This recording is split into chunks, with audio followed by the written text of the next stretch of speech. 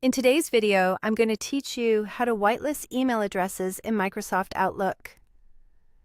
If messages you need keep landing in junk, adding trusted senders to your safe senders list is the cleanest way to make sure they arrive in your inbox.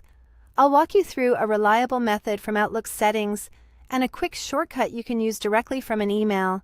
First, let's use the Safe Senders list in Outlook.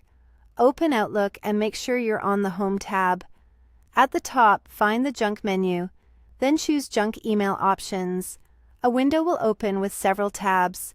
Select the Safe Senders tab. This is where you tell Outlook who you trust. Click Add. In the small box that appears, you can type either a single email address or an entire domain.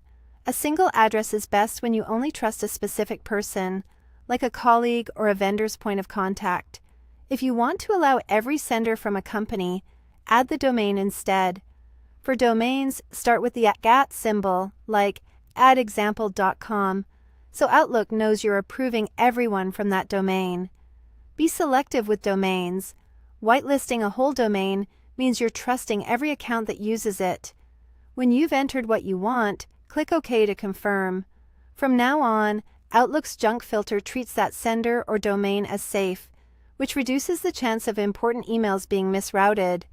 Now for the quick method from an actual message.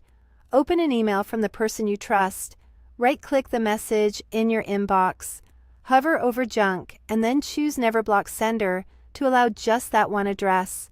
If you're confident you want all messages from the same organization, choose Never Block Sender's domain instead. Outlook will add your choice to the Safe Senders list in the background. This is a fast way to fix an issue the moment you see a good message in junk. A few practical notes to keep things smooth. Double-check spelling when you add addresses or domains. Even a small typo can keep messages from getting through. Use domain whitelist